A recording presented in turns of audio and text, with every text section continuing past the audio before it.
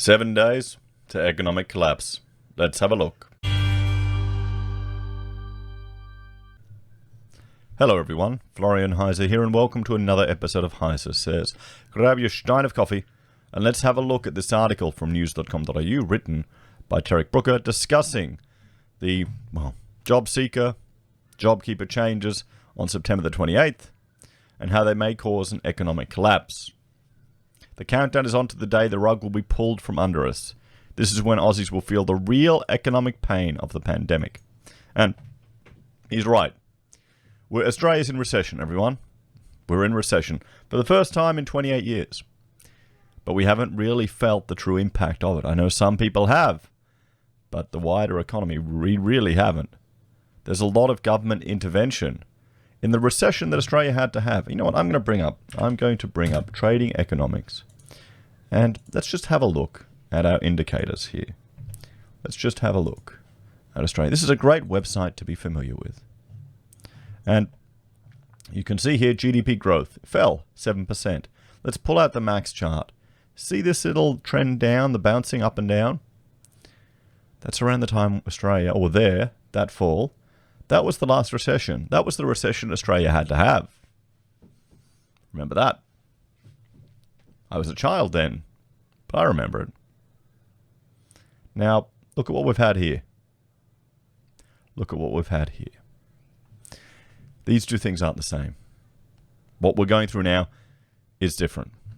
And all the government interventions into the economy has stopped us from feeling this impact. But it's going to manifest, everyone. And we'll have to see what happens in 7 days. In the dark days of late March, the situation was dire for many Australians. Lions were out the door and around the block at Centrelink offices across the nation, and there were predictions that as many as 3.4 million Australians faced the prospect of becoming unemployed in the coming months. As a result of the severity of the challenges facing the economy, the Morrison government instituted an unparalleled level of support for households and businesses. The JobKeeper program was introduced, providing $750 per employee per week to any business that could prove a large reduction in overall turnover, with different criteria for small and large businesses to qualify. I mean, you could argue that due to the government-imposed restrictions on the economy, this is them paying, or at least, paying to offset their liability. Because they're destroying businesses. Everyone, they are literally destroying businesses. In some ways, this feels like the middle class are going to really cop the brunt of it. According to Treasury estimates, in the following months, over 900,000 businesses and more than 3.5 million workers were supported on the JobKeeper program. The JobSeeker coronavirus supplement was also introduced, effectively doubling or more fortnightly unemployment payments for recipients. At the cost of $70 billion over 6 months, the JobKeeper program has provided over $2.6 billion in wage subsidies each week to qualifying businesses. In fact, JobKeeper ended up providing so much extra cash to businesses that company profits for the June quarter jumped 15%. This occurred despite the fact that the June quarter was the height of the various lockdowns and restrictions across the nation. Well, here's the thing. If your competitor is getting the JobKeeper money, you're at a competitive disadvantage for not going it, for not taking it. So I can understand why people and businesses jumped on it. But in the coming weeks, this enormous level of government assistance will begin to come to an end. In 8 days, the scaffold of support for businesses provided by JobKeeper will start to gradually be removed.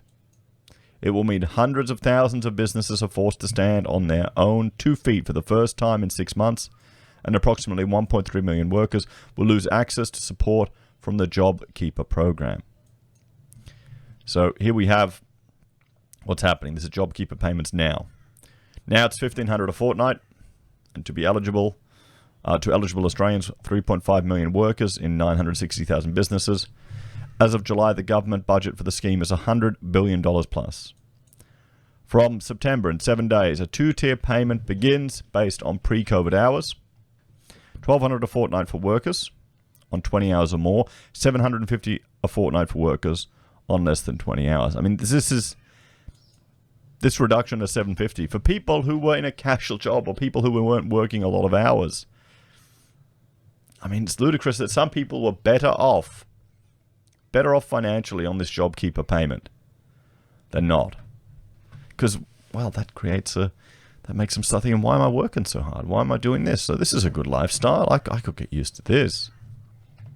How many people are going to struggle to get back into the work mentality? There's another thing that's never been brought up anywhere.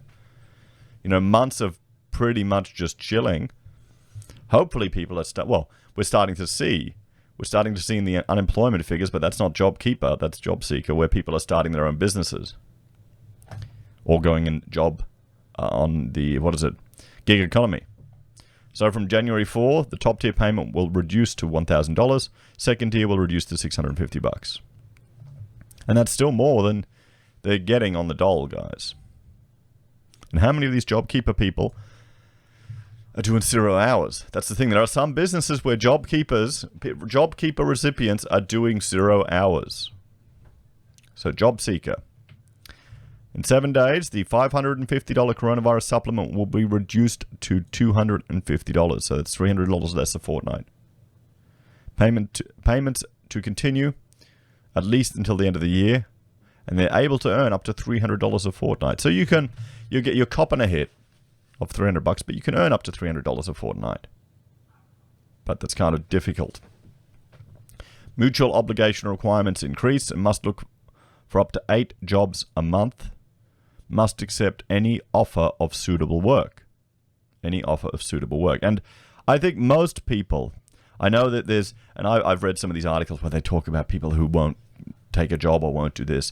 I think I hope, maybe naively, I hope they're the fringe cases of people that won't take a job. I think most people don't want to be on JobSeeker. They want to be in a job. Or let me know what you think in the comments, guys. The problem is, when the difference between JobSeeker and the difference between working isn't that much, because people aren't dumb. They can figure out, oh, wait a minute, if I go and work a job and I'm doing 30, 40 hours a week, and I only walk away with a couple of hundred extra. You calculate that at your hours worked. That's the problem, and that's where you get in a poverty trap. That's where the support systems can create a poverty trap. And the problem is, the reduction in opportunities for people to drag themselves out of a poverty trap can then manifest in intergenerational poverty. And then you've got a whole generation of people. Some of them haven't even seen a role model ever work. And there's communities here in Australia like that. It's all over the world. Remember, everyone, the road to hell is paved with good intentions. So according to a survey of businesses performed by research firm Digital Finance Analytics, well, technically they're a boutique research firm. I like that term, probably because I hear it so much in architecture.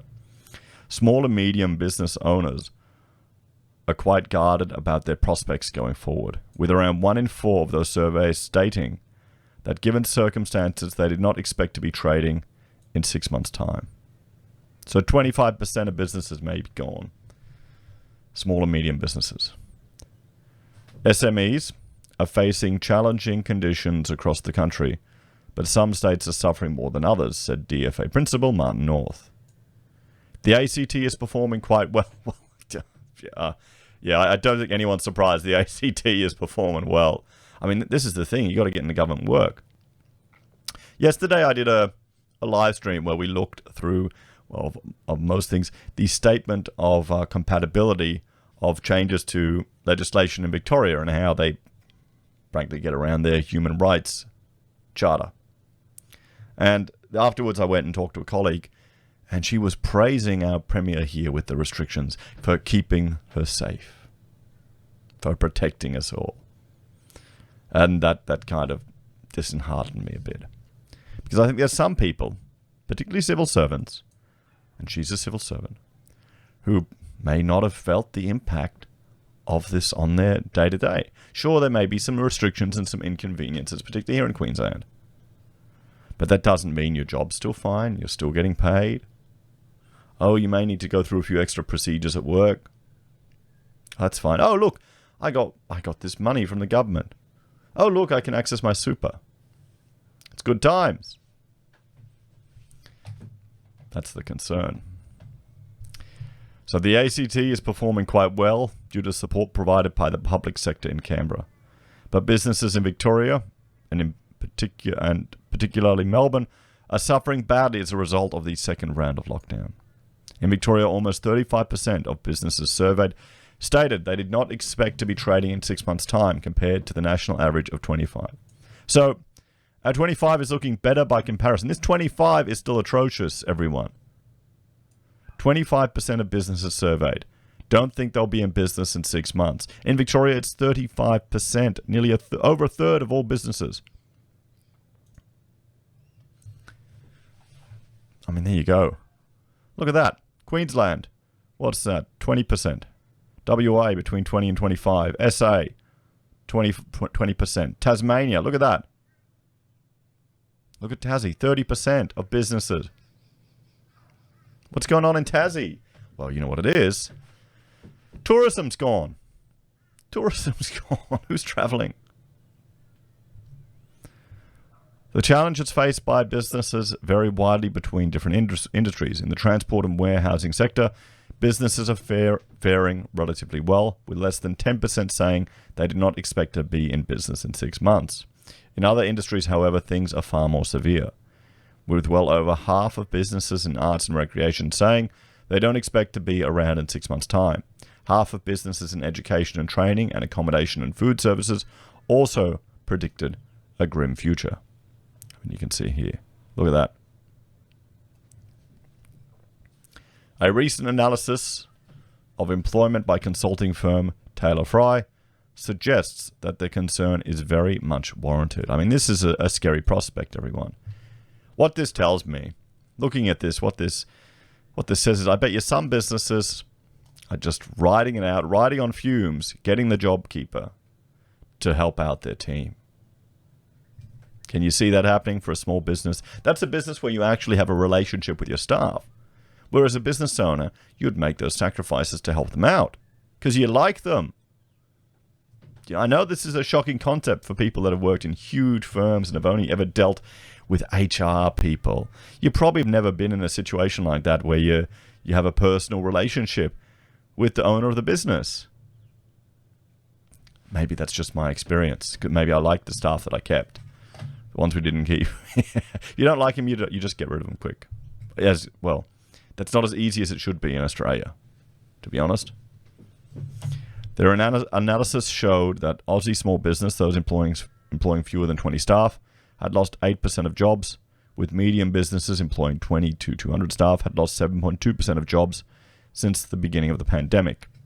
Victorian businesses doing it particularly tough, with the data from DFA, Taylor Fry's analysis, showed that small and medium businesses in the state recorded a huge 12.6% drop in employment. With the DFA survey covering various demographics from local to industry, North shared that he was particularly concerned for the future of Melbourne's CBD, stating it may become something of a wasteland, with so many businesses at risk closing their doors for good.